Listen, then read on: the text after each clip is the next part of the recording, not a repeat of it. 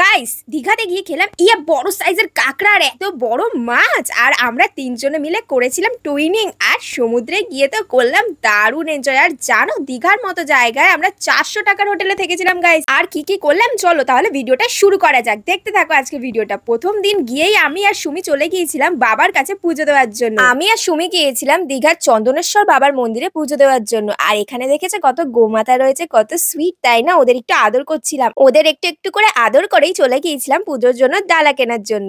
আর এই দেখো এখানে কিন্তু অনেক কিছু রয়েছে, মোমের প্রদীপ রয়েছে। আর এখান দিয়ে আমরা ডালা কিনে নিয়ে যাওয়ার পরে একটু ফটো তুলছিলাম। এখানেও কিন্তু দেখো একটা গোমাতা চলে এসছে আমাদের সাথে ফটো তোলার জন্য। আর এখান থেকে একটু আমরা হাত পা ধুয়ে নিলাম। আর হাত পা ধোয়ার পরেই আমরা চলে গেলাম মন্দিরে। আর আজকে আমাদের দুজনকে কেমন লাগছে অবশ্যই কমেন্ট করে জানিও কিন্তু। আর এই দেখো এখানে আমাদের নন্দী মহারাজ রয়েছে।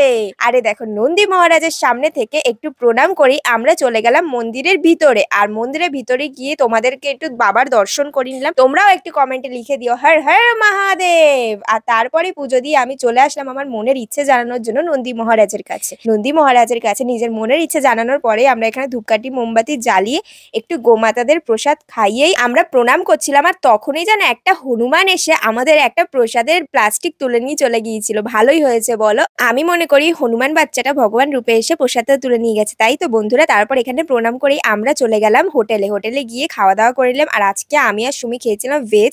দেখো ভেজ তো পুরোপুরি হয় না, তাও মন থেকে বিশ্বাস করে আমরা ভেজই খেয়েছিলাম। পনির খেয়েছিলাম, ডাল আলু ভাজা আর লেবু দিয়ে খেয়েছিলাম। আর ওরা খেয়েছিল মাছ। আরে দেখো লাস্টে আমাদের জন্য পনিরও অর্ডার করে দিয়েছিল। আর এই পনিরটা জাস্ট ওয়াও ছিল গাইস।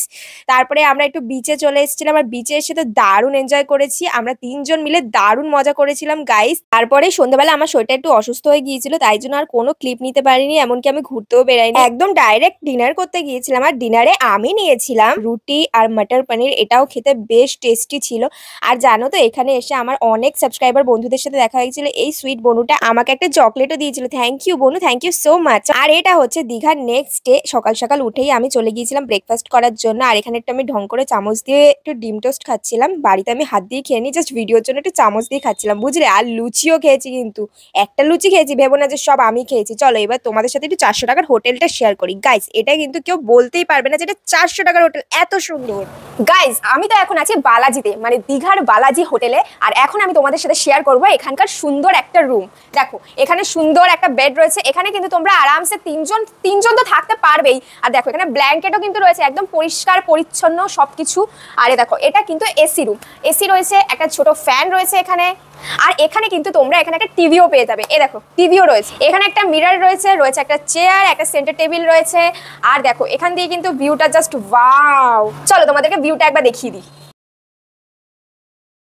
উইদাউট এসি 400 টাকা, আর এসি নিলে কিন্তু আরেকটু বেশি প্রাইস পড়বে, কিন্তু জাস্ট ওয়াও। বাইরের ব্যালকনি থেকে যেমন সুন্দর ভিউ পাবে সেরকম কিন্তু সুন্দর জায়গাটা। আরে দেখো দুপুর হতে না হতেই আমরা তিনজন একদম টুইনিং করে ড্রেস পরে বেরিয়ে পড়েছিলাম দুপুরবেলা লাঞ্চ করার জন্য। আর দুপুরবেলা ছিল আজকে অনেক কিছু গাইস, ডাল আলু ভাজা তরকারি আর একটা আলু পোস্ত ছিল, আর চিকেন ছিল গাইস। কি সুন্দর গন্ধ বেরাচ্ছিল জানো তো। আর প্রথমেই তাও আমি চিকেন তুলে খেয়ে নিয়েছিলাম, এত টেস্টি ছিল।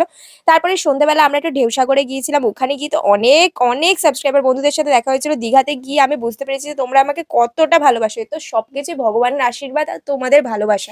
এভাবেই সবসময় পাশে থেকো যাতে আরো এগিয়ে যেতে পারি, বাবা মার স্বপ্ন পূরণ করতে পারি। আর তারপরেই আমরা এখানে এসেছিলাম বোটিং করার জন্য। এখানে কিন্তু রাধা কৃষ্ণের মন্দিরও রয়েছে, দেখো কত সুন্দর তাই না। তারপরে আমরা চলে আসলাম কাঁকড়া খাওয়ার জন্য। আর এই দেখো এখানে অক্টোপাস, স্কুইড, এমনকি অনেক অনেক ধরনের মাছ রয়েছে। আমরা এখান থেকে কাঁকড়া নিয়েছিলাম, এটা কিন্তু দারুণ পুরো কষা কষা করে রান্না করে দিয়েছিল। আর চিংড়ি ছিল। তো এই কাঁকড়া চিংড়ি খেয়ে আমরা হোটেলে গিয়ে ঘুমিয়ে পড়েছিলাম, ভীষণ টায়ার্ড ছিলাম। পরের দিন সকাল সকাল উঠেই আমাদের চেক আউট করতে হতো। আর এই দেখো সেই বালাজি হোটেল, যেখানটা আমরা ছিলাম মাত্র 400 টাকায়। তোমরাও কিন্তু দীঘায় এসে এই হোটেলে থাকতে পারো, ভীষণই সুন্দর পরিবেশ আর ভীষণই ভালো ব্যবহার দাদাদের। তো আজকে ভিডিওটা এতটাই, কেমন লাগলো জানিও সবাইকে। টাটা।